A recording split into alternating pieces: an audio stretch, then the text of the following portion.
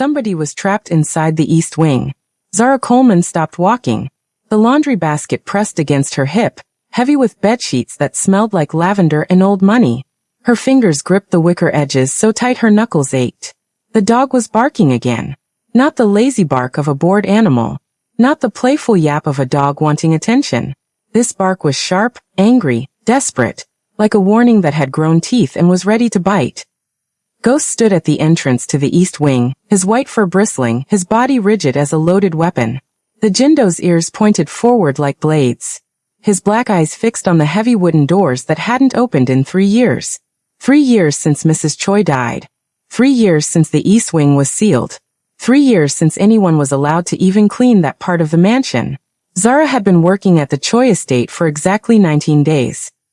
19 days of learning which hallways to avoid, which staff members to trust, which questions to never ask. She was the only black woman on a team of 12, and she'd learned fast that invisibility was survival in a house run by the Korean Mafia. But she couldn't be invisible to this. Ghost barked again, the sound ricocheting off the marble walls like a gunshot. Zara flinched. The other staff walked past with their heads down, their eyes fixed on the floor, their feet moving faster. "That dog is possessed," muttered Mrs. Park, the head housekeeper, as she hurried by with a tray of untouched breakfast. 3 weeks of this nonsense. Someone should call a vet. Or a priest, another maid whispered, and nervous laughter followed. But Zara didn't laugh. She watched Ghost throw his body toward the doors, his claws scraping against wood that had turned gray with dust. She watched his muscles tremble with effort. She watched his mouth foam, not from sickness, from stress. 3 weeks of barking. 3 weeks of warning. 3 weeks of nobody listening. If you're new here, welcome to the family. Like, subscribe, and hit that notification bell so you don't miss what happens next. Now back to the story. Zara set down the laundry basket slowly. Her heart was doing something strange in her chest. Beating too fast, too loud, like it recognized danger before her brain could name it. She'd grown up in West Baltimore, in a neighborhood where you learned to read silence. Where you knew the difference between normal quiet and the kind of quiet that came before gunshots. Where dogs barking at nothing meant something was very wrong. Ghost wasn't barking at nothing. "Hey," Zara said softly, taking a step toward him. "Hey boy, what's wrong?" The dog's head whipped toward her. For 1 second, the barking stopped. The silence that followed was so sudden, so complete, that Zara's skin prickled with goosebumps. Ghost stared at her. His eyes were not playful, not confused. They were urgent, pleading. Then he barked once. A single sharp sound. "Come." Zara's mouth went dry. She looked around. The hallway was empty now. The other staff had scattered like roaches from light, eager to be anywhere but near the dog and the sealed wing and whatever curse they believed lived inside. Zara should have walked away too. She should have picked up her laundry basket and finished her rounds and kept her head down like the agency had told her. You're there to work, not to ask questions. Rich people have secrets. That's not your business. But her feet moved forward instead of back. 1 step. 2 steps. 3. Ghost watched her approach. His tail didn't wag. His body didn't relax. But something in his posture shifted, like he'd been waiting for anyone, to finally pay attention. Zara stopped in front of the east wing doors. Up close, she could see the details she'd missed from a distance. The heavy iron lock, rusted but solid. The dust thick as fur along the doorframe. The scratches near the bottom, old scratches, like someone had tried to claw their way out. Or something had tried to claw its way in. Her hand trembled as she pressed her palm against the wood. Cold. The door was cold, even though the rest of the mansion was warm. Ghost whimpered. Zara leaned closer, pressing her ear to the crack between the double doors. She held her breath. Listened. At first, nothing. Just the blood rushing in her ears, the distant hum of the mansion's heating system, the tick of a clock somewhere far away.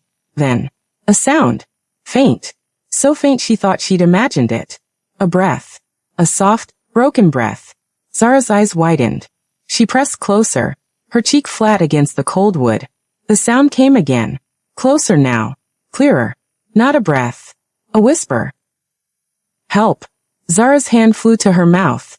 A scream tried to escape, and she swallowed it back like a stone, her throat burning with the effort. Please. The voice was weak. Shattered. like someone who'd been screaming for so long that all they had left were whispers. A woman's voice.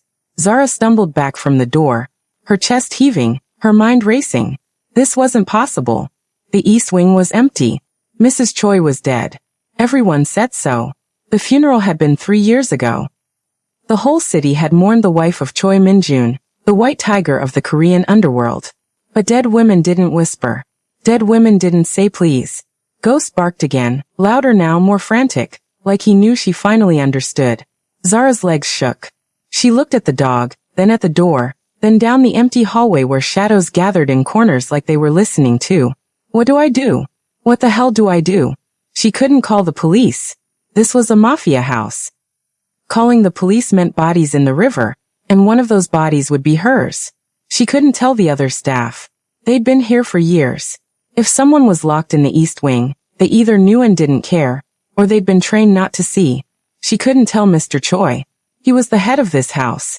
If someone was imprisoned in his East Wing, he either ordered it or allowed it.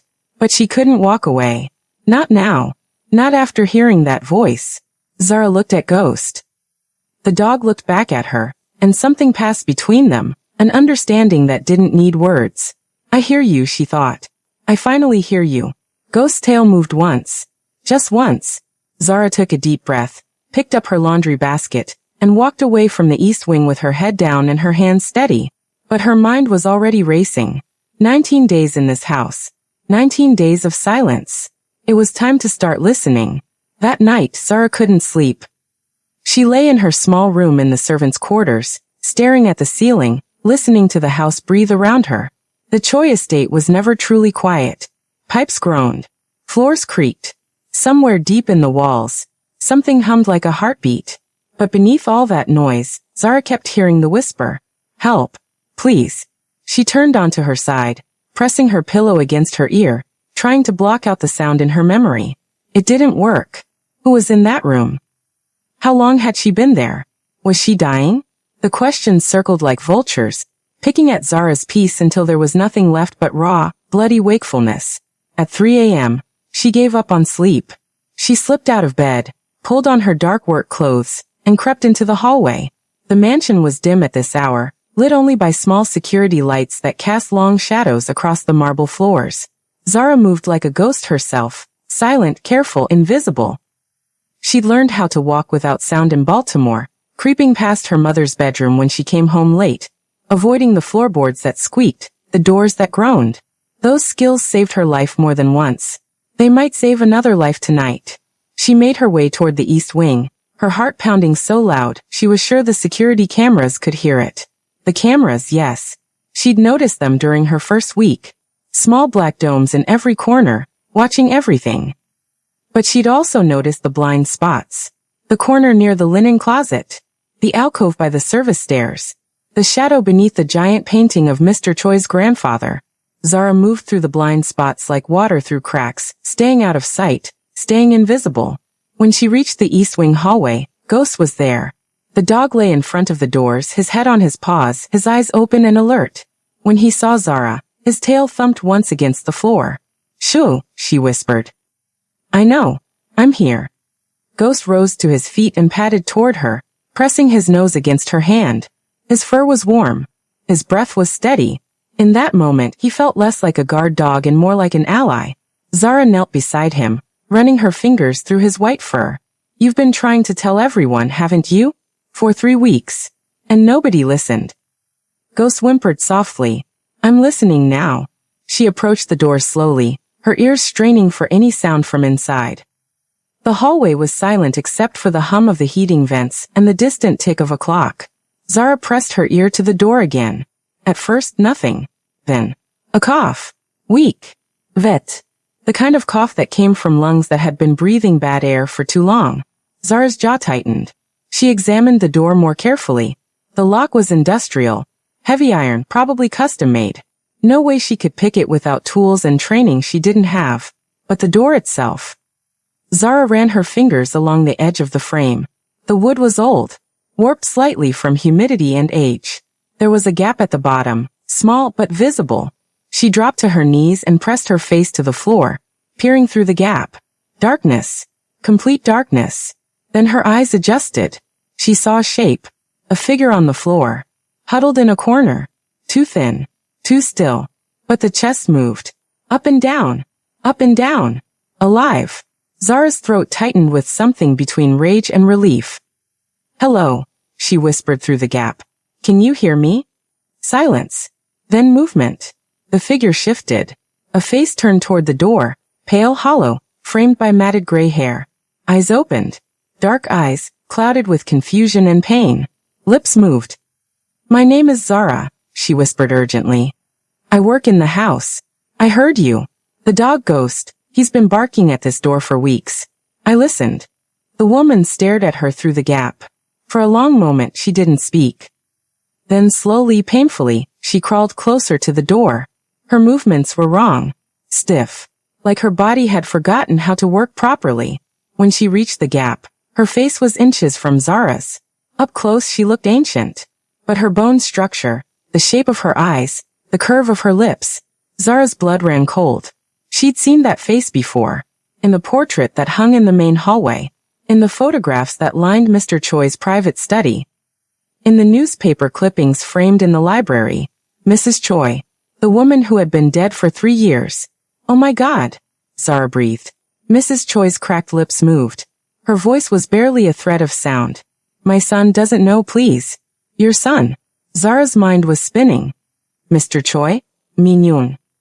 The woman's eyes filled with tears that didn't fall. She was too dehydrated to cry. "They told him I died." Her voice broke. "They put me here. 3 years. Please, please tell him." Footsteps echoed somewhere in the house. Ghost's ears perked up. A low growl rumbled in his throat. Zara's heart slammed against her ribs. "I'll come back," she whispered frantically. "I'll find a way. I promise. Just hold on. Please hold on." Mrs. Choi's hand reached through the gap. Thin fingers, bones visible beneath papery skin. She touched Zara's face. "You listened," she whispered. "Thank you." The footsteps grew louder. Zara pulled back, rose to her feet, and ran. She made it to the linen closet just as a security guard rounded the corner. She pressed herself into the shadows, holding her breath, her pulse pounding in her temples. The guard walked past without seeing her. His footsteps faded down the hall. Zara exhaled slowly, her hands trembling against the shelves. Mrs. Choi was alive. Someone had faked her death. Someone had locked her in that room for 3 years. And Zara was the only one who knew. She thought about the voice on the phone when she'd been hired. The agency representative who'd been so eager to place her. "It's a good family. Excellent pay. Just keep your head down and don't ask questions." She thought about the other staff who walked past Ghost every day without stopping. Who heard the barking and covered their ears. Who'd been trained not to see. She thought about Mr. Choi Min-jun, the most powerful crime boss in the city. A man who could make people disappear. A man whose own mother was rotting in a locked room while he ate breakfast in the dining room below. Did he know? Was he the one who did this? Or was someone else pulling strings? Zara didn't have answers. But she had something more important now. She had a purpose. She slipped out of the linen closet and made her way back to her room, moving through shadows, invisible as always. But inside, something had changed. She wasn't just a maid anymore. She was a witness. And witnesses had power. If they lived long enough to use it. Zara spent the next 2 days watching. She watched the staff move through the mansion like ghosts themselves. Heads down, mouths closed, eyes seeing nothing. She watched the security guards rotate shifts every 8 hours, their patterns precise as clockwork.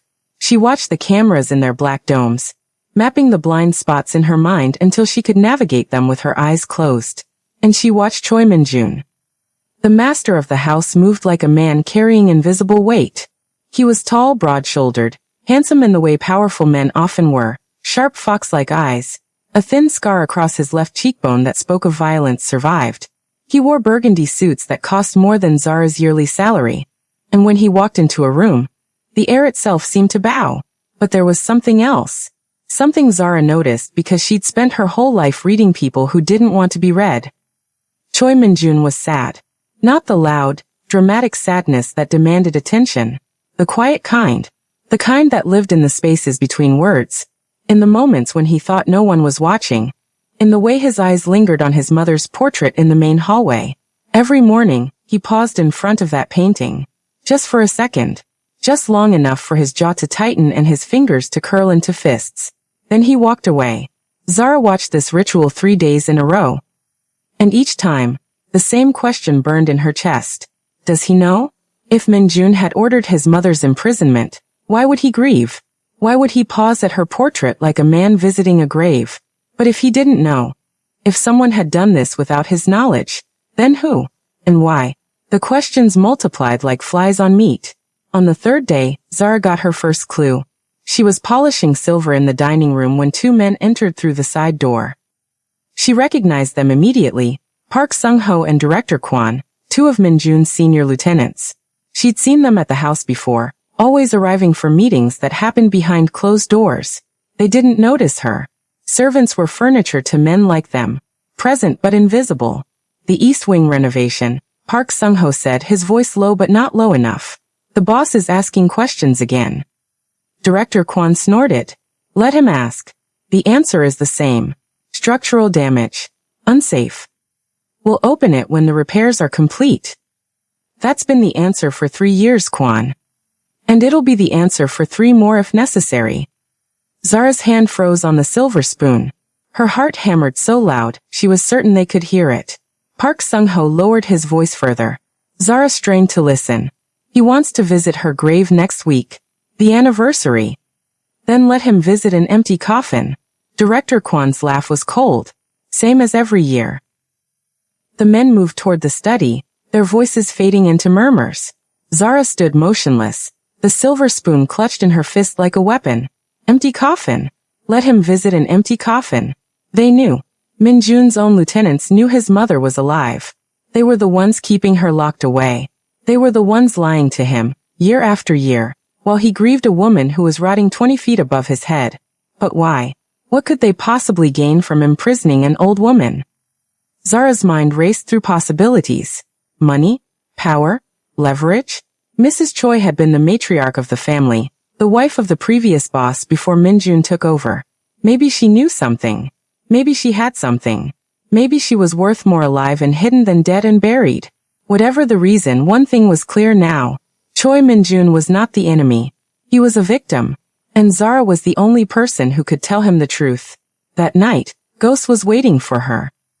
The dog sat at his usual post in front of the east wing doors. But this time his tail wagged when he saw Zara approach. He'd learned her footsteps. He'd learned her scent. He knew she was different from the others. Good boy, Zara whispered, kneeling to scratch behind his ears. I figured it out. I know who's doing this. Ghost whimpered softly, pressing his nose into her palm. Zara approached the gap beneath the door, and lay flat on the cold marble floor. Mrs. Choi, she whispered. It's me. Zara. Silence. Then shuffling. The sound of someone dragging themselves across the floor. Mrs. Choi's face appeared in the gap, hollow and gray, but her eyes were brighter tonight. More alert. You came back, she breathed. I promised I would.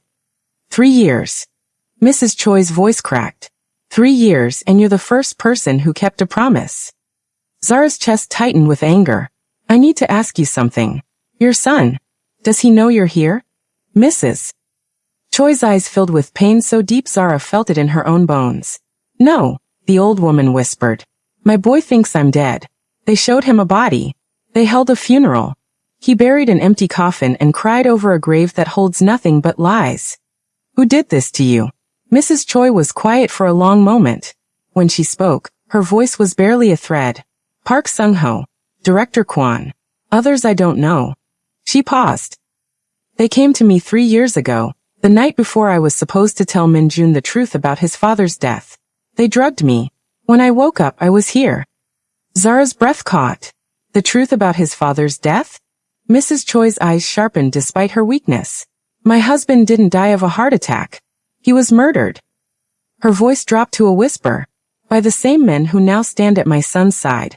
They killed the father and imprisoned the mother, so they could control the son. The words landed like bombs in Zara's chest. This wasn't just imprisonment. This was a coup. A silent takeover that had been happening for 3 years while Minjun grieved and trusted and never suspected.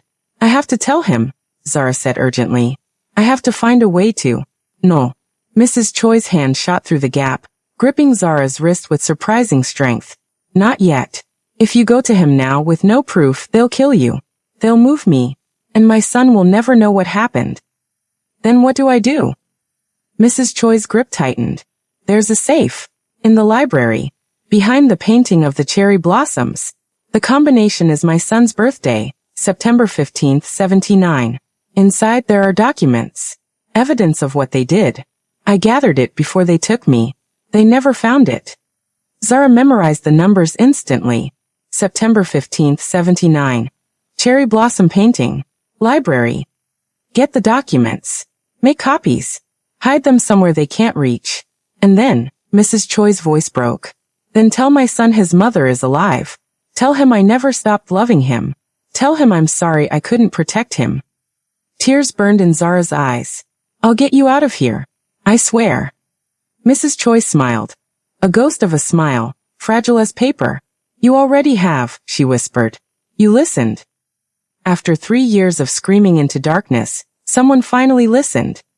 Footsteps echoed in the distance. Ghost's ears perked up, a low growl building in his throat. Zara pulled back from the door, her heart racing. I'll come back, she promised. Tomorrow night.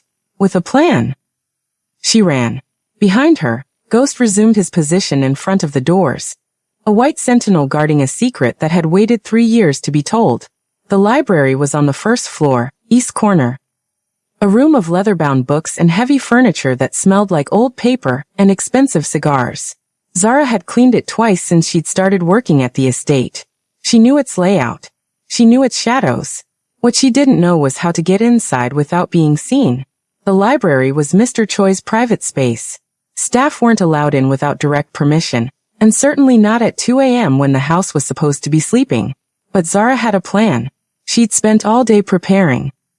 Studying the guard rotations, timing the camera sweeps, identifying the 3-minute window when the library hallway was completely unwatched. 3 minutes. That's all she had. At 1:57 a.m., Zara slipped out of her room. She moved through the servants' corridors, the narrow passages that ran behind the walls, used for deliveries and discreet service. The passages weren't monitored. They were too cramped, too dusty, too beneath the attention of men who thought in terms of grand entrances and displays of power. But they connected every room in the house, including the library. Zara found the service door and pressed her ear against it. Silence on the other side.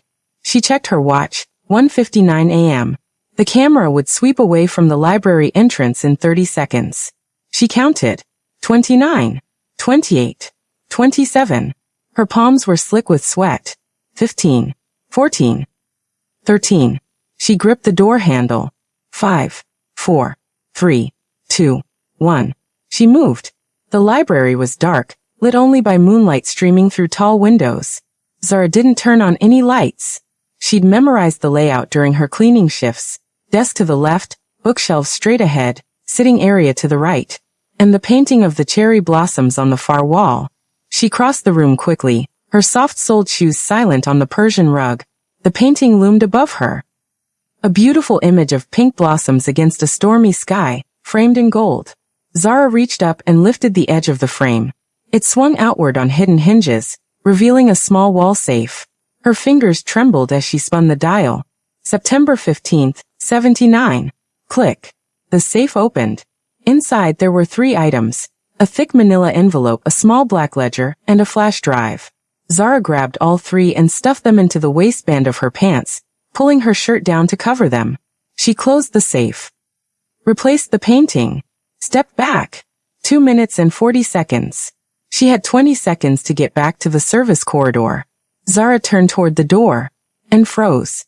A figure stood in the shadows near the entrance. Tall, broad-shouldered, wearing a silk robe over pajamas. Shui Minyun. Zara's heart stopped. For a long, terrible moment, neither of them moved. The moonlight caught the scar on his cheekbone, the sharp angles of his face, the dangerous stillness in his fox-like eyes. Who are you? His voice was quiet, controlled. The voice of a man who had ordered deaths and slept soundly after. Zara's mouth opened, but no sound came out. You're the new maid. He stepped closer, and Zara saw his eyes flick to her midsection, to the bulge of documents hidden under her shirt. What are you doing in my library at 2 o'clock in the morning? Lie. She should lie. Make up an excuse. Say she heard a noise. Say she was lost. But the words that came out of her mouth weren't lies. Your mother is alive. Minjun went completely still. What did you say?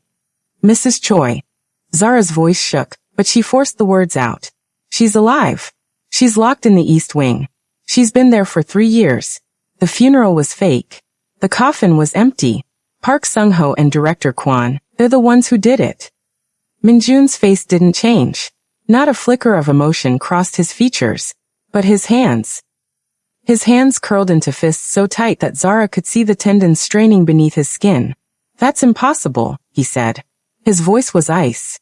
I buried my mother. I watched them lower her coffin into the ground. You buried a lie. Zara reached under her shirt and pulled out the manila envelope. This is proof. Your mother hid it before they took her. She told me where to find it.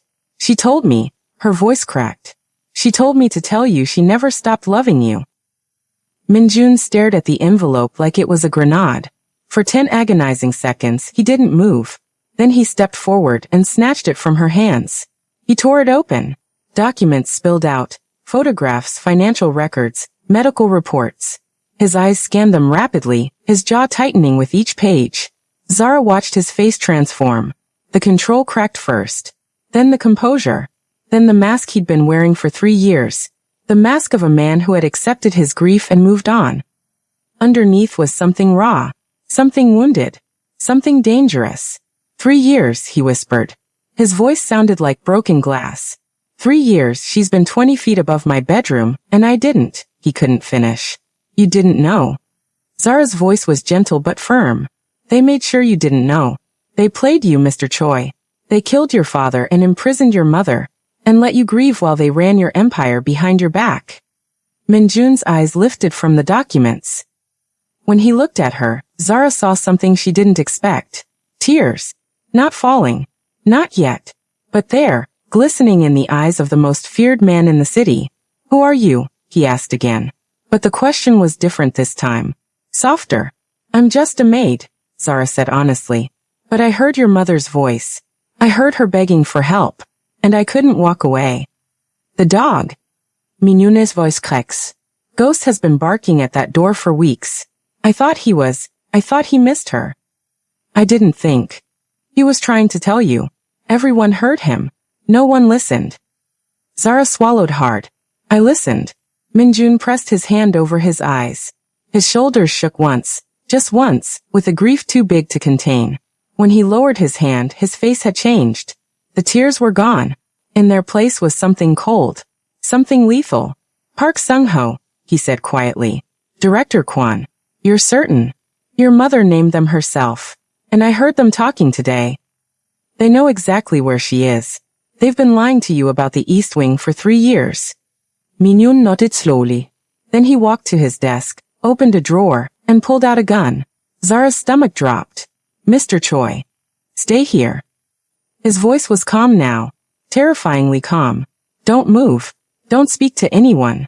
When this is over, I'll find you. What are you going to do? He looked at her over his shoulder. The moonlight caught his scar, his jaw, the burning fury in his fox-like eyes. I'm going to save my mother, he said. And then I'm going to kill everyone who touched her. He walked out of the library. Zara stood alone in the darkness, her heart pounding, the weight of what she'd just unleashed settling over her like a storm. Somewhere in the house, Ghost began to bark. This time, everyone would listen. The gunshot came at 2:17 a.m. Zara heard it from the library. A sharp crack that split the silence like a bone breaking. Then another. Then shouting, voices colliding in Korean. Words she couldn't understand but didn't need to. War had started. She pressed herself against the wall. Her heart slamming against her ribs. The documents were still clutched in her hands. The ledger, the flash drive, the photographs that proved everything. Evidence that men would kill to destroy. Hide them, her instincts screamed. Hide them somewhere they can't reach. Zara moved fast. She scanned the library, her eyes landing on a loose floorboard near the window. She'd noticed it during cleaning. the way it creaked differently from the others. She dropped to her knees, pried it up with her fingernails, and stuffed the ledger and flash drive into the hollow space beneath. The manila envelope she kept. Minjun might need it. More gunshots. Closer now. Then a sound that made Zara's blood freeze, a woman's scream. High, thin, terrified. Mrs. Choi. Zara was moving before her brain caught up. She burst out of the library and ran toward the east wing, ignoring every instinct that told her to hide, to flee, to survive. The hallway was chaos. 2 guards lay on the floor, blood pooling beneath them. A third was slumped against the wall, groaning, clutching his shoulder. Shell casings glittered on the marble like scattered teeth. And at the end of the hall, in front of the east wing doors, Choi Minjun stood with his gun raised, his burgundy robe splattered with blood that wasn't his. The heavy iron lock on the doors had been shot off. The wood was splintered. The doors hung open. But Minjun wasn't moving. He was frozen, staring into the darkness of the east wing, his chest heaving, his gun hand trembling. Zara ran toward him. Mr. Choi. Don't. His voice was wrecked. Don't come closer. But Zara didn't stop. She reached the doorway and looked inside. The smell hit her first. Stale air, human waste, the sour reek of sickness and despair. Then her eyes adjusted to the darkness. Mrs. Choi lay on the floor. She was even thinner than Zara remembered, a skeleton wrapped in papery skin, dressed in the same clothes she'd been wearing when they took her 3 years ago. Her gray hair spread around her head like a halo of cobwebs. Her eyes were closed, but her chest was moving. Barely. Just barely. Yama. Minjun's voice cracked on the word. Mother. He dropped to his knees beside her, the gun clattering to the floor. His hands hovered over her body like he was afraid to touch her. Afraid she would shatter. Yama, I'm here. Tears streamed down his face now, uncontrolled, unstoppable. I'm here. I'm so sorry. I didn't know. I didn't. Mrs. Choi's eyes fluttered open. For a moment, she didn't seem to recognize him. Her gaze was cloudy, unfocused, lost in whatever hell she'd been living for 3 years. Then clarity returned. Minyun. Her voice was a thread of sound. My boy. Minyun Polk. He gathered her into his arms, cradling her against his chest like she weighed nothing. Because she did. She weighed almost nothing. 3 years of starvation and isolation had stolen everything but her breath. I'm getting you out, he choked. I'm getting you out right now. You're safe. I promise you're safe. Mrs. Choi's hand lifted slowly, trembling, and touched his face. You came, she whispered. I knew you would. I never stopped believing. Zara stood in the doorway, tears streaming down her own face. She'd seen a lot of pain in her life. She'd seen grief and loss and betrayal. But watching this, watching a son hold the mother he thought was dead, watching 3 years of lies crumble into dust, this was something else. This was a wound being reopened so it could finally heal. We need to move. Zara's voice cut through the moment, sharp and urgent. The gunshots, someone will have heard. If Park Sung-ho or Kwon have people still loyal to them. Minjun's head snapped up. The grief in his eyes hardened into something lethal. Park Sung-ho is dead, he said flatly. I put 2 bullets in his chest 5 minutes ago. And Kwon? Minyun is gone. He wasn't in his quarters. He ran. Zara's stomach dropped. Then he knows. He knows you found out. He'll be coming back with reinforcements, or he'll be destroying evidence, or he'll be trying to kill the only witness who can connect him to this. Minjun's eyes locked onto Zara's face. You. The word landed like a punch. Of course. Zara was the one who'd discovered the truth. She was the one who'd told Minjun. If Kwon wanted to bury this, if he wanted any chance of spinning a story, claiming innocence, blaming someone else, he had to silence her. We need to get your mother to a hospital, Zara said, forcing her voice to stay steady. And we need to do it now before Kwon regroups. Minyun Notic. He lifted Mrs. Choi in his arms and stood, his face set in stone. Follow me, he said. Stay close. Don't stop for anything. They moved through the mansion like ghosts. The hallways were empty now. The loyal guards were either dead or hiding, and the disloyal ones had fled with Kwon. Zara kept her eyes on the shadows, her ears straining for any sound of movement. Ghost appeared at the end of the corridor, his white fur bright in the darkness. When he saw Mrs. Choi in Minjun's arms, the dog let out a sound Zara had never heard before, a whine of pure joy. Good boy, Minjun whispered as they passed. Good boy. You tried to tell me. Ghost fell into step beside them, his body tense, his eyes scanning for threats. They reached the garage. 3 black SUVs sat in the darkness, keys hanging on hooks by the door. Minjun grabbed a set and handed Mrs. Choi to Zara. Hold her, he ordered. Gently. Zara took the old woman in her arms. She was so light, so fragile, like holding a bird made of paper and breath. Mrs. Choi's eyes found Zara's face. You, she whispered. You kept your promise. I told you I would. My son is lucky. Mrs. Choi's cracked lips curved into the ghost of a smile. Lucky to have someone who listens. Minjun opened the SUV's back door. Zara climbed in first, still holding Mrs. Choi, and settled her gently across the seat. Ghost jumped in beside them, pressing his body against the old woman's legs like he was trying to keep her warm. Minjun slid into the driver's seat and started the engine. The garage door opened. Outside, the night was black and empty. No sirens.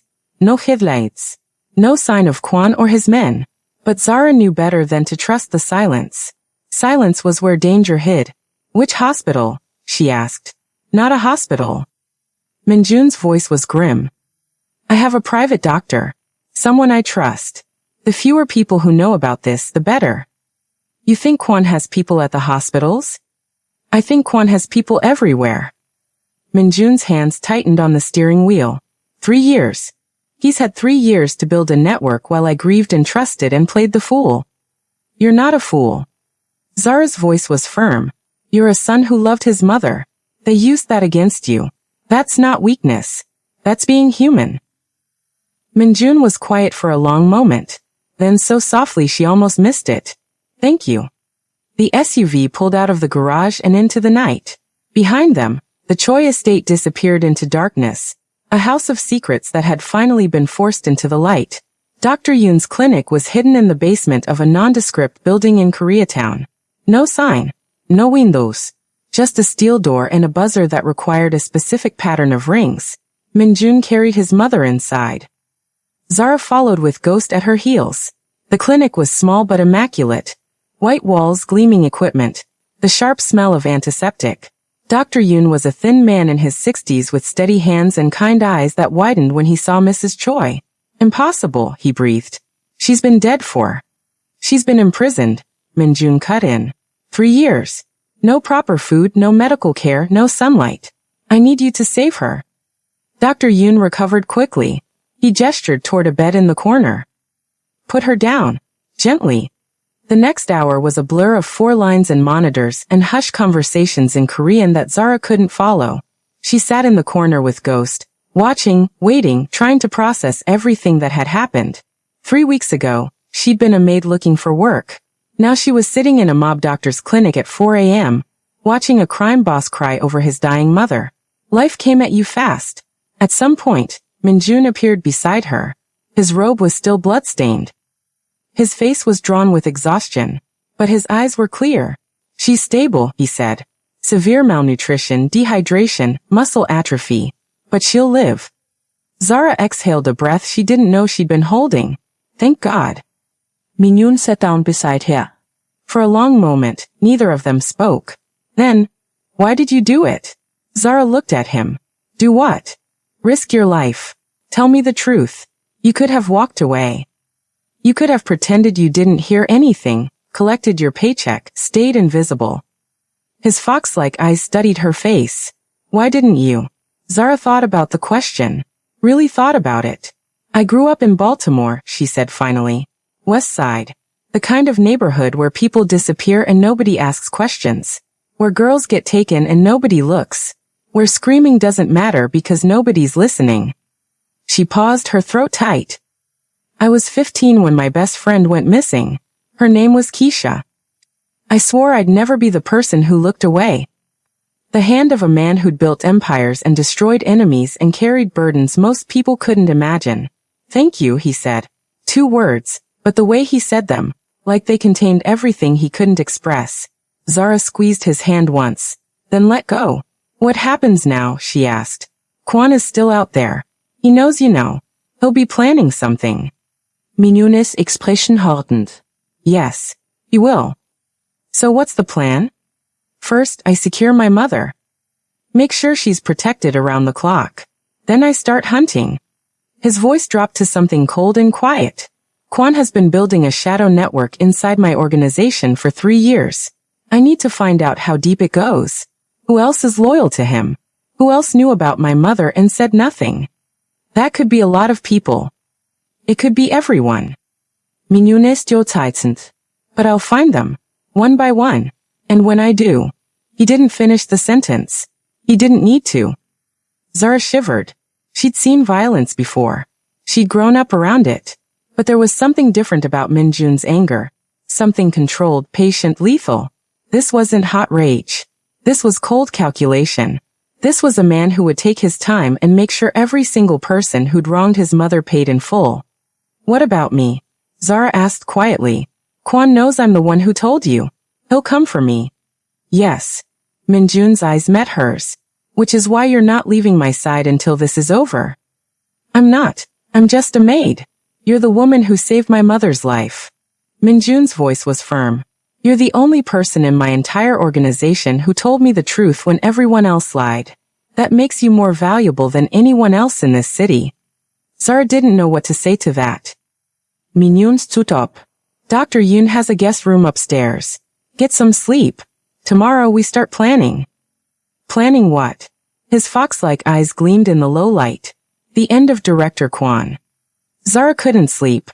She lay on the narrow bed in Dr. Yun's guest room, staring at the ceiling, her mind racing through everything that had happened.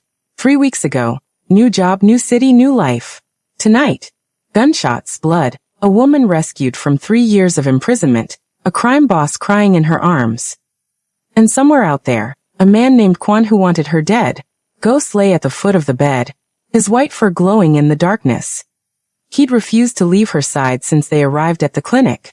Guard dog instincts, maybe. Or maybe he'd decided she was packed now. Zara reached down and scratched behind his ears.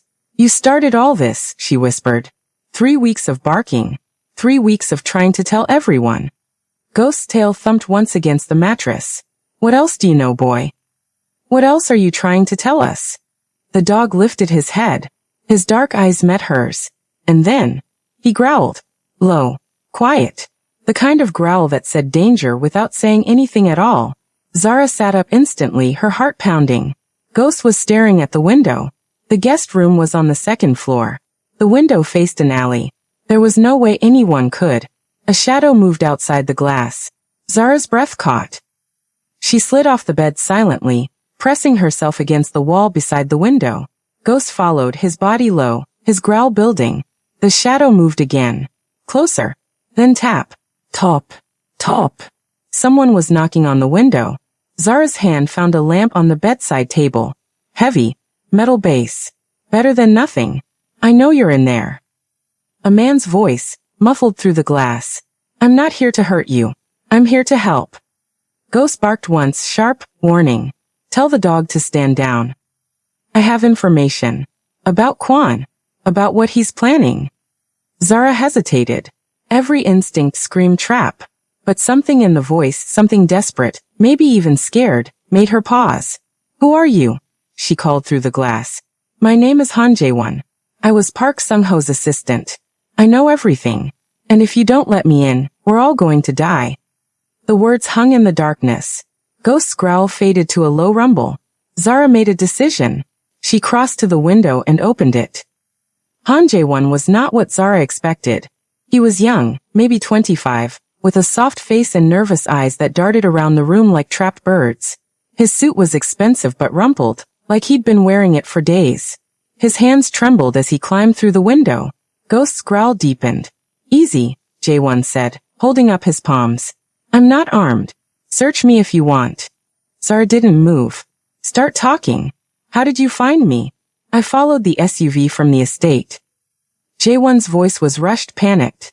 I was hiding in the East Garden when the gunshots started. I saw Mr. Choi carry his mother out. I saw you get in the car with them.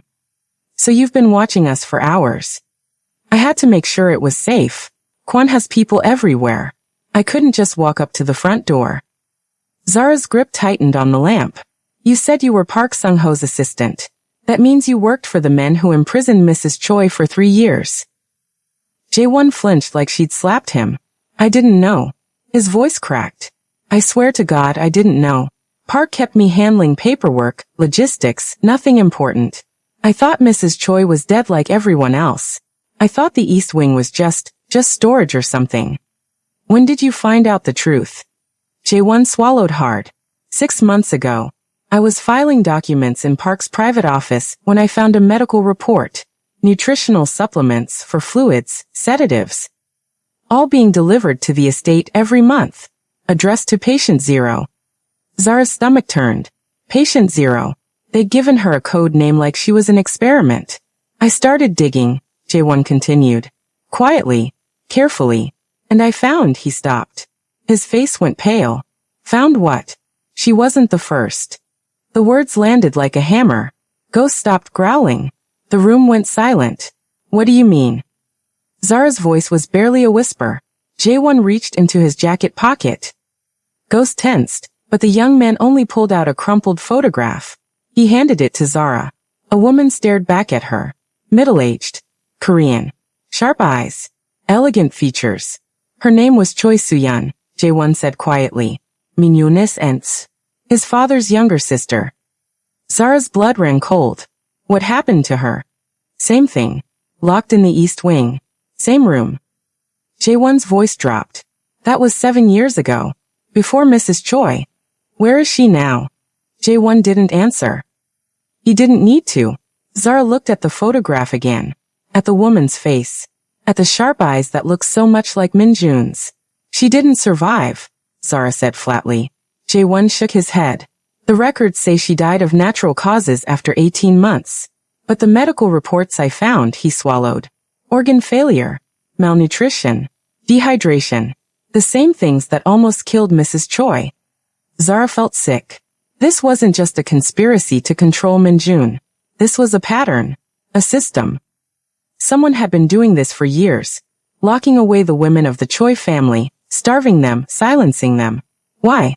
Zara demanded. What's the point? Why keep them alive at all? Leverage. Jae-won's voice was hollow. Control. As long as they're alive, they can be used. Threatened. Bargained with. The moment they're dead, they're worthless. But Minjun thought his mother was dead. How is that leverage? Not leverage over him. Leverage over each other. Jae-won leaned closer, his voice dropping. Park and Kwon, they didn't trust each other. Mrs. Choi was insurance. If one of them tried to betray the other, the survivor could reveal the truth to Minjun and destroy their rival. Mutuelle assure de destruction. Exactly. But now Park is dead. And Kwon, Jae-won's face twisted with fear. Kwon has nothing left to lose.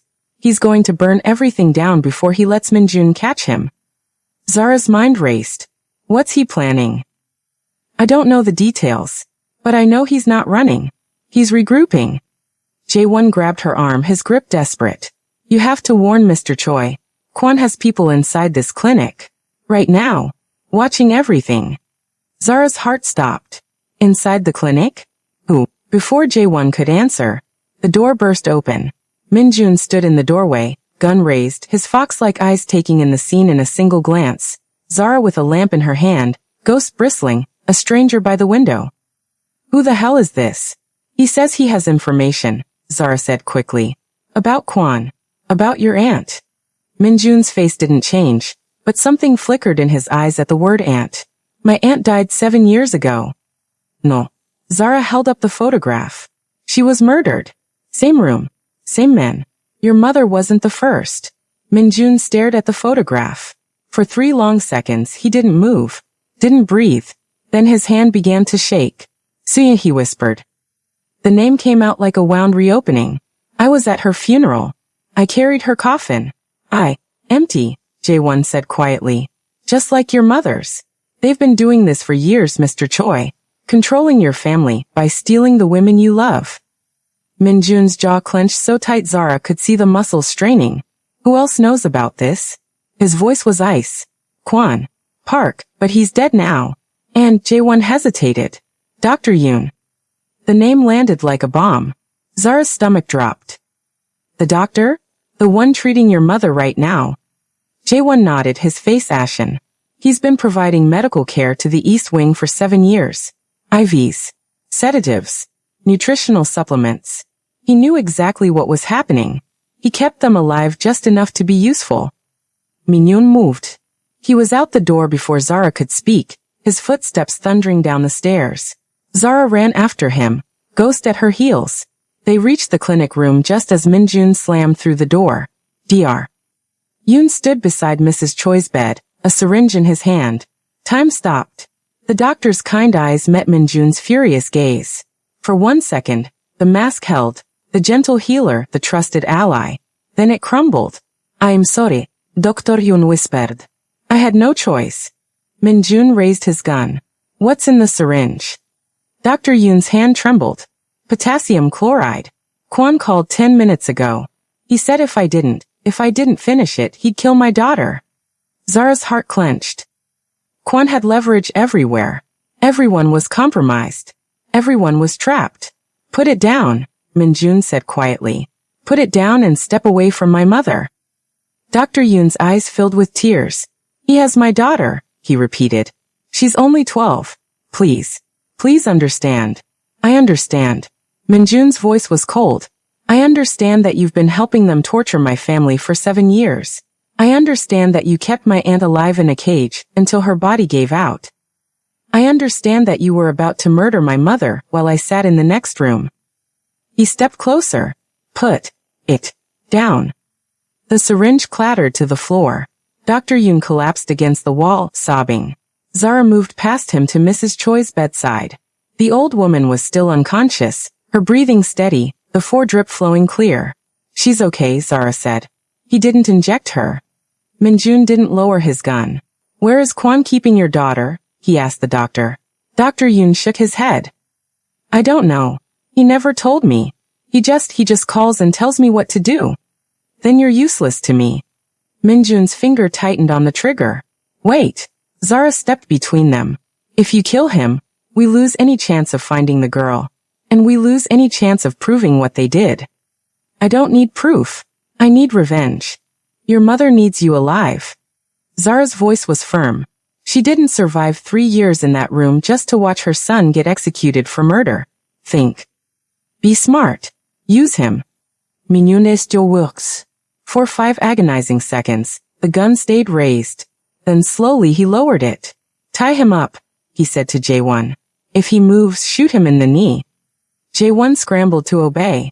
Min-jun turned to Zara, his eyes burning with barely controlled rage. You're right, he said quietly. I need to be smart. But when this is over, when I have Kwon in front of me. I know. Zara met his gaze. I won't stop you then. Something shifted in Min-jun's expression. Not softness. There was no room for softness anymore. But recognition. Respect. We need to move, he said. Kwon knows we're here.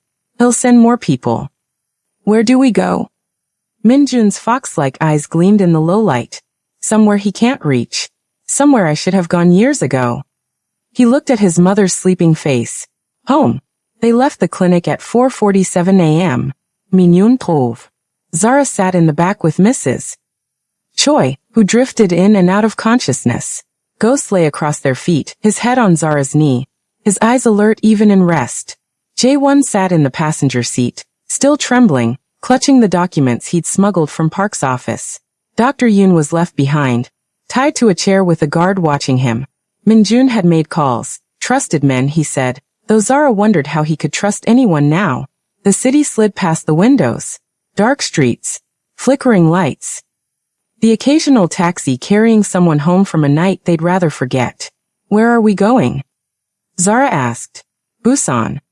Min-jun's voice was flat. My grandmother's house. It's been empty since she died, but I kept it maintained. No one knows about it except me. Kwon doesn't know. Kwon knows everything about the empire. But this, Min-jun's hands tightened on the wheel. This was never part of the empire. This was family. Real family. Before everything went wrong. Zara looked down at Mrs. Choi. The old woman's eyes were open now, watching her son with an expression Zara couldn't read. Minyoun, Mrs. Shui whispered. Rest, Yama. We're getting you somewhere safe. Listen to me. Her voice was stronger now, still weak but insistent. Kwon isn't the top. He never was. Minjun's eyes flicked to the rearview mirror. What do you mean? Your father, when they killed him, Kwon was just a soldier. He didn't have the power to orchestrate something like that. Someone gave him orders. Someone higher. Who? Mrs. Choi's eyes clouded with old pain. I don't know his real name, but your father called him the chairman. He's the one who controls everything. Kwon Park. They were just his hands. His tools. The chairman. Zara felt the conspiracy expand in her mind like a dark flower blooming.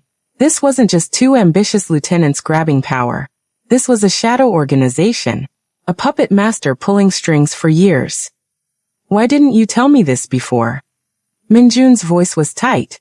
I was going to. The night they took me. Mrs. Choi's voice cracked. I found evidence. Documents.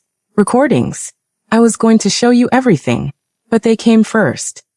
The evidence, where is it now? Hidden. In the old house. Mrs. Choi's eyes found Zara's face. The safe in the library. You found some of it. But there's more. A second compartment behind the first. The combination is different. Your father's birthday.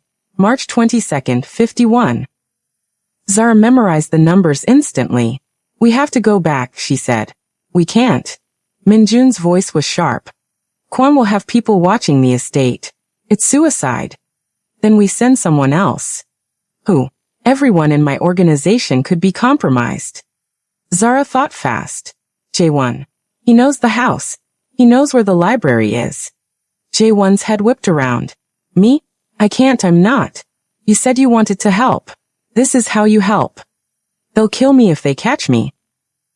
They'll kill all of us if we don't get that evidence. Zara's voice was steel. You worked for the men who did this. You filed their paperwork. You kept their secrets.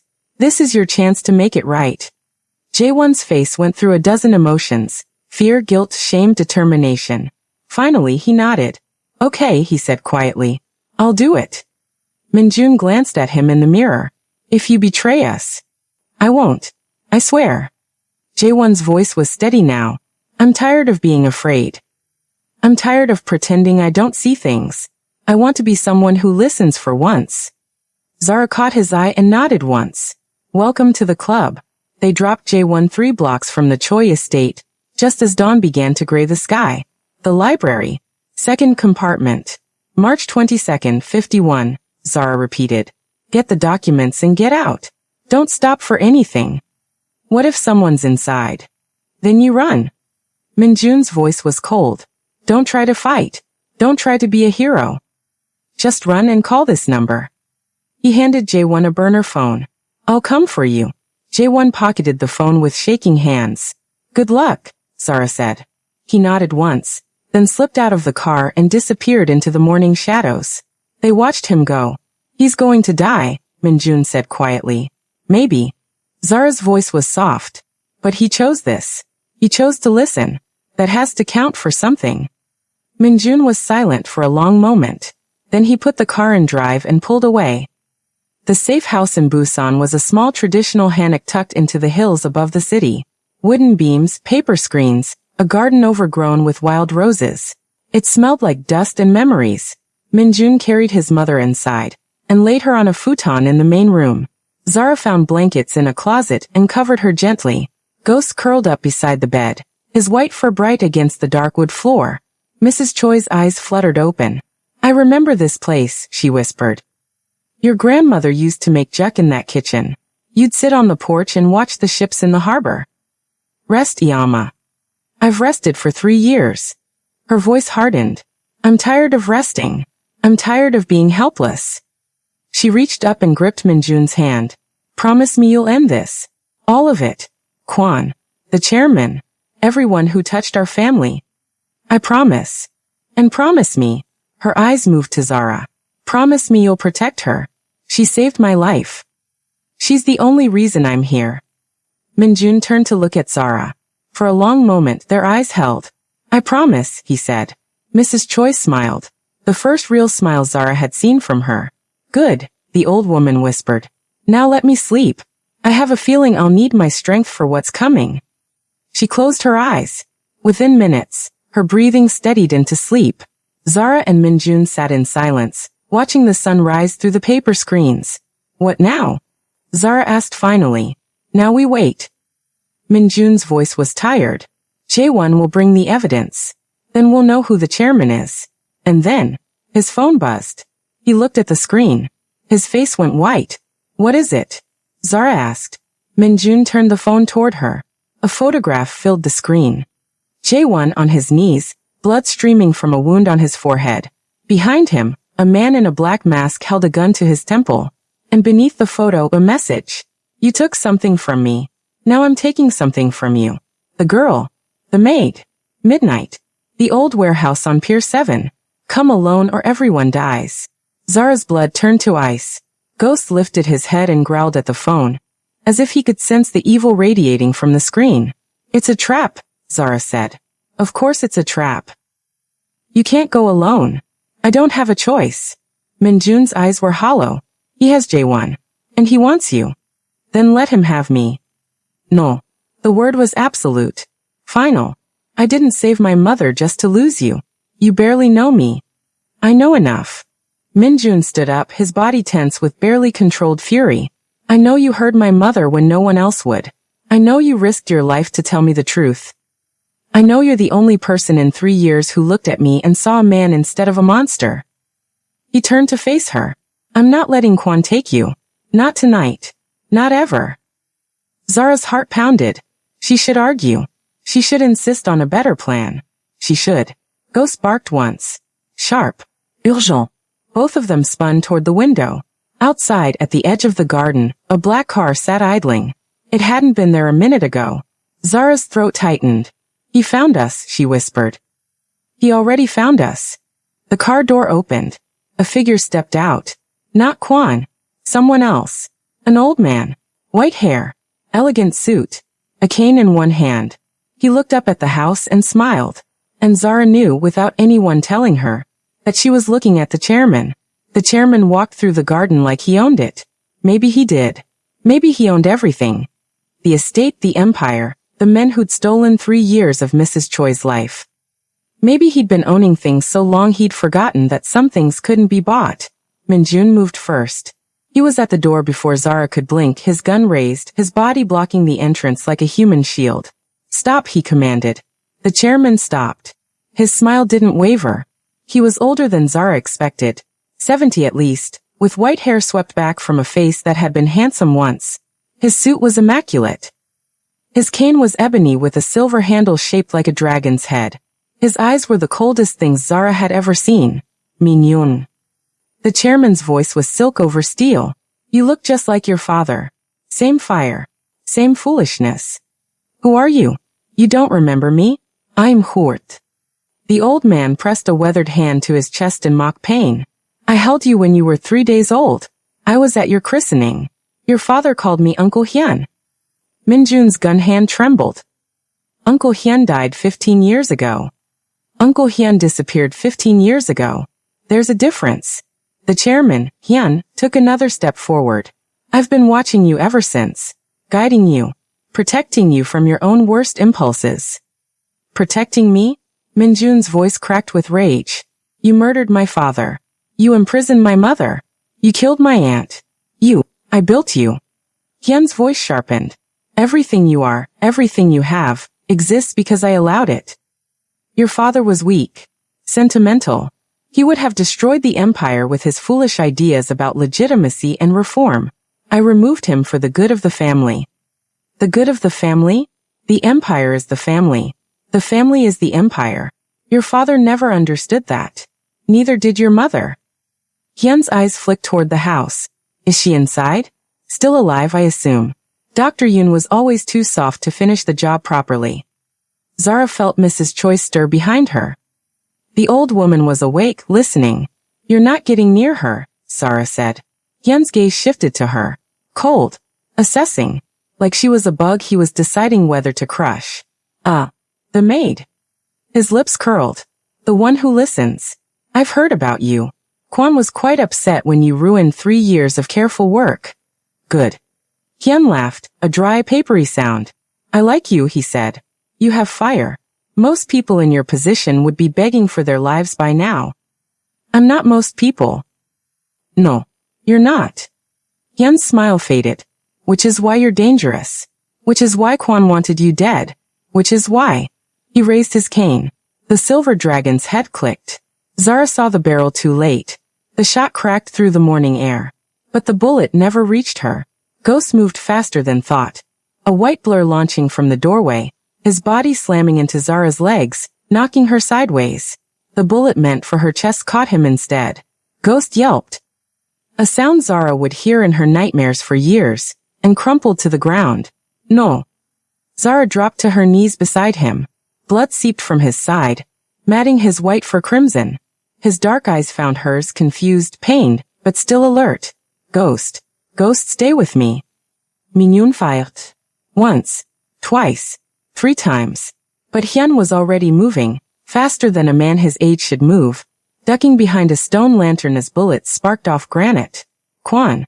Hyun shouted. Now. The garden exploded with movement. Men emerged from the trees, 5, 6, 7, all armed, all converging on the house. They'd been hiding there the whole time, waiting for the signal. Minyoon kapsais am. Inside. Now. I can't leave him. Bring him. Move. Zara scooped Ghost into her arms. He was heavy, heavier than she expected, his blood soaking through her shirt. But she held him tight and ran. They made it through the door just as bullets tore through the paper screens. Mrs. Choi was already up, braced against the wall, her eyes blazing with a fury that made her look 30 years younger. The back in trance, she said. Through the kitchen. There's a path down the hill. You can barely walk. I can walk enough. Mrs. Choi grabbed a knife from the kitchen block. I didn't survive 3 years in a cage to die in my mother's house. Move. They moved.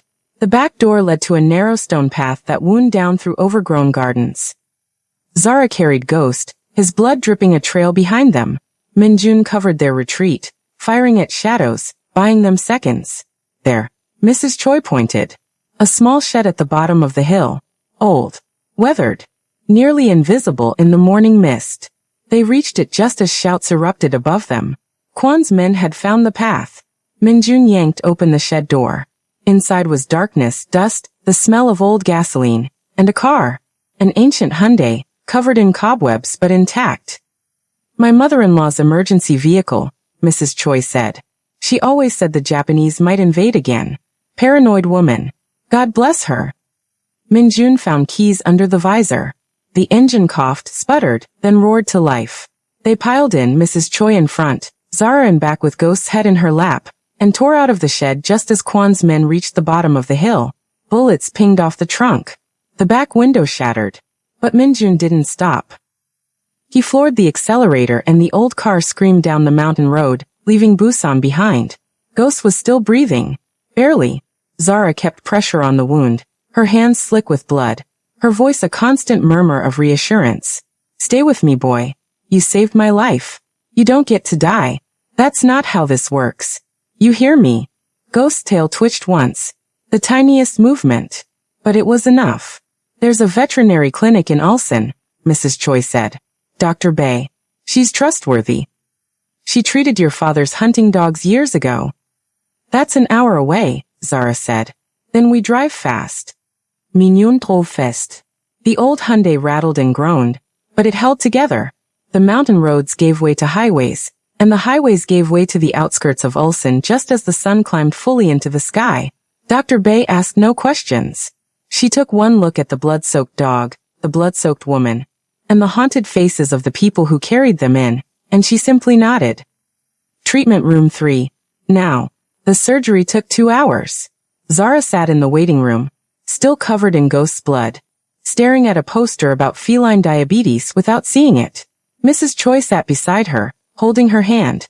He's going to live, the old woman said quietly. Animals like that, they don't give up easily. He barked at that door for 3 weeks. He wasn't going to stop until someone listened. I almost didn't, Zara whispered. I almost walked past like everyone else. But you didn't. That's what matters. Mrs. Choi squeezed her hand. The world is full of people who almost do the right thing. You actually did it. The door opened. Dr. Bay emerged, stripping off bloody gloves. He'll live, she said. The bullet missed the major organs. He's going to need weeks of recovery, but he's strong, stubborn, kept trying to stand up on the table. Zara's breath escaped in a sob. Can I see him? He's sedated, but yes. Go ahead. Zara found Ghost lying on a padded table, his side wrapped in bandages, his eyes closed. His white fur was clean now, someone had washed away the blood, and he looked peaceful. She sat beside him and stroked his head. Good boy, she whispered. Best boy. You saved me. Now rest. Ghost's ear twitched. That was enough. 3 days later, they went back. Not to Busan. That safe house was compromised, burned by Kwan's men hours after they'd escaped. But to Seoul. To the Choi estate. To finish this. Minjun had spent those 3 days making calls, gathering loyalists, separating the traitors from the true believers. The empire was fractured, but not destroyed. Enough men remained who remembered his father, who respected his mother, who wanted justice more than power. They came in force. 20 cars. 40 men. Enough firepower to start a small war. Zara rode in the lead vehicle with Minjun, Mrs. Choi and Ghost, still bandaged, still weak, but refusing to be left behind. The dog sat with his head on Zara's knee, his eyes fixed on the road ahead. You don't have to do this, Minjun said quietly. You've done enough. More than enough. I started this, Zara replied. I'm going to finish it. He didn't argue. The estate was quiet when they arrived. Too quiet. The guards at the gate were gone. The security cameras hung dark and dead. The front door stood open, swinging slightly in the morning breeze. Minunestyotaitsent. Trap. Maybe. Zara looked at Ghost. What do you think, boy? Ghost's ears perked forward. He sniffed the air. Then he growled. Low. Steady. The kind of growl that said danger ahead, but go anyway. They went. The mansion was empty. Ransacked. Furniture overturned. Paintings slashed, drawers pulled out and dumped. Someone had been looking for something. The evidence, probably. But when they reached the library, Zara's heart sank. The cherry blossom painting hung askew. The safe behind it was open. Empty. No, said Avrith. J1 was supposed to. J1 is dead. The voice came from the shadows. Director Kwan stepped into the light. He looked worse than Zara remembered, unshaven, hollow-eyed, his expensive suit torn and stained. But his gun was steady as he pointed it at Minjun's chest. Your little spy made it to the library, Kwan said. He even found the second compartment. But my men found him first. He smiled, a ghastly expression. He screamed quite a bit at the end. Kept saying he was sorry. Kept saying he just wanted to do the right thing. Zara felt rage rise in her chest like fire. Where's Hyun? Minyoon demented. Gone. Flew out this morning. Private jet. He's probably in Singapore by now, sipping champagne and laughing at all of us. Kwan's smile faded. He left me behind to clean up the mess. Said I'd outlived my usefulness. Said I was too exposed. So you're here to die. I'm here to take you with me. Kwan's finger tightened on the trigger. Your mother. The maid. Everyone who ruined everything. If I'm going down, you're all coming too. Ghost growled louder. Kwan's eyes flicked to the dog. That animal should be dead. He's harder to kill than you think, Zara said. Like me. Kwan laughed, a broken, desperate sound. You know what I don't understand? Why you bothered? You're nobody. A maid. A foreigner. You had no stake in any of this. You could have walked away and lived a perfectly ordinary life. Why did you have to listen? Zara thought about the question. About Keisha, who disappeared when they were 15. About all the girls who vanished and were never found. About Mrs. Choi, whispering help me through a crack in the door. About Ghost, barking for 3 weeks at a house full of people who didn't want to see. Because somebody has to, she said simply. Somebody has to listen. Somebody has to care. And if nobody else will do it, she met Kwan's eyes. Then it has to be me. Kwan stared at her. For a moment. Just a moment. Something human flickered in his eyes. Regret maybe. Or recognition. Then it was gone. Beautiful words, he said. They won't save you. He raised the gun. Ghost moved. Even wounded, even bandaged, even weak from days of recovery. The dog launched himself at Quan with a ferocity that defied physics. His teeth found Quan's gun hand. Bone crunched. Quan screamed. The gun went off, wild, harmless, punching a hole in the ceiling. Minjun was on him in seconds, driving him to the ground, fists raining down with years of grief and rage behind each blow. For my father, Minjun snarled. For my aunt. For my mother. For every year you stole from us. Quan stopped fighting. His body went limp. His eyes rolled back. Minjun stood up, breathing hard, his knuckles bloody. Quan was still alive barely. His chest rose and fell in shallow, ragged breaths. Don't kill him, Mrs. Choi said quietly. Minjun sponsored her. He deserves to rot in a cell for the rest of his life. He deserves to watch the empire he helped build crumble into nothing. He deserves to die slowly, forgotten, alone. Mrs. Choi's voice was steel. That's worse than a bullet. Trust me. I know. Minjun's hands shook. For a long moment, he stared at Quan's broken body. Then he stepped back. Call the police, he said. Let them have him. 1 week later, they demolished the East Wing. It was Zara's idea. That room is a grave, she told Minjun. Even if no one died there, part of your mother did. Part of your aunt did. It needs to be destroyed. Completely. So something new can grow.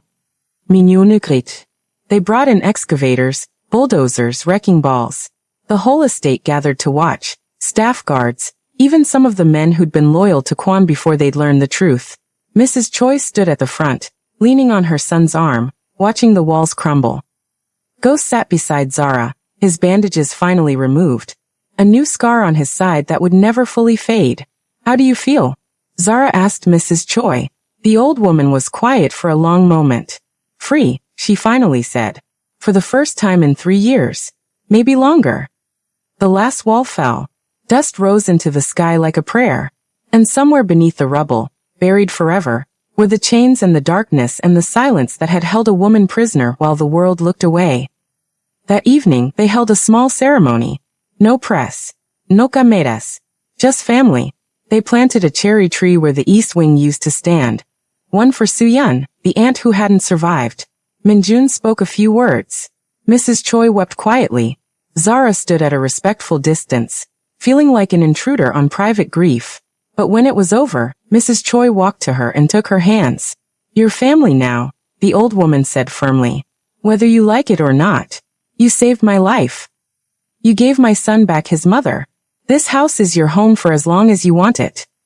Zara didn't know what to say, so she just nodded. Ghost's tail wagged. 3 months later, Zara stood on the balcony of the Choi estate, watching the sun set over Seoul. So much had changed. Quan was in prison, awaiting trial for kidnapping, conspiracy, and accessory to murder. His testimony had led to dozens of arrests across the organization. Men who'd known about the East Wing, men who'd helped maintain it, men who'd chosen silence over conscience. Hyun, the chairman, was still free, somewhere in Asia, protected by money and distance, and the kind of power that didn't answer to laws. But Minjun was hunting him. Slowly. Patiently. The way you hunt something that's been hiding for decades. He'll make a mistake eventually, Minjun had told Zara. Men like him always do. They get arrogant. They get careless. And when he does, I'll be there. Zara believed him. She also believed it would take years. Maybe longer. But that was okay. She had time now. Ghost padded onto the balcony and pressed his nose against her hand. His fur had grown back over the scar, but she could still feel it beneath her fingers, a ridge of raised tissue that would never fully smooth. Hey boy, she said softly. What do you see? Ghost looked out at the city. His ears swiveled, catching sounds Zara couldn't hear. Then he relaxed. Whatever he'd been listening for wasn't there tonight. Footsteps approached behind her. Minjun appeared, 2 cups of tea in his hands. He offered her one without speaking, and they stood together in comfortable silence, watching the lights of Seoul flicker to life. My mother wants to throw you a party, he said finally. A party? To celebrate. She says you're the daughter she never had. A hint of a smile crossed his face. She's already planning the guest list. I'm not really a party person. I told her that. She said she doesn't care. Zara laughed, a real laugh, the kind she hadn't made in months. Your mother is terrifying. Yes. Mignonne Smilecro. She is. They drank their tea. The city glittered below them. And for a moment, just a moment, everything felt peaceful. Then Zara noticed something. A car. Black. Parked across the street from the estate gate. It hadn't been there a minute ago. She watched it carefully. The windows were tinted. The engine was off. Nothing moved. But as she stared, the driver's window rolled down, just an inch, and a hand emerged. It waved once. Slowly. Deliberately. Then the window rolled back up, and the car pulled away, disappearing into the soul traffic. Zara's heart pounded. Did you see that? She asked. Mignonne nodded. His jaw was tight. Yan. You think it was him? I think it was a message. Minjun's eyes tracked the car until it vanished. He wants us to know he's still watching. That he can reach us whenever he wants. So what do we do? Minjun was quiet for a long moment. Then he turned to face her. This woman who'd walked into his house as a stranger and stayed as something more. This woman who'd listened when no one else would. This woman who'd saved his mother, exposed his enemies, and nearly died for a family that wasn't hers. We keep listening, he said quietly. We keep watching. And when he makes his move. Ghost's ears perked up. He looked toward the gate, toward the road where the black car had vanished. And he growled. Low. Patient. Ready. We'll be ready, Zara finished. Mignonne nodded. They stood together on the balcony. A crime boss, a maid, and a dog who'd started everything with 3 weeks of barking. The city sprawled beneath them. Beautiful. Dangerous. Full of secrets. And somewhere out there, in the shadows, someone was watching. But for the first time in a long time, Zara wasn't afraid. Because she wasn't alone anymore. And neither was he.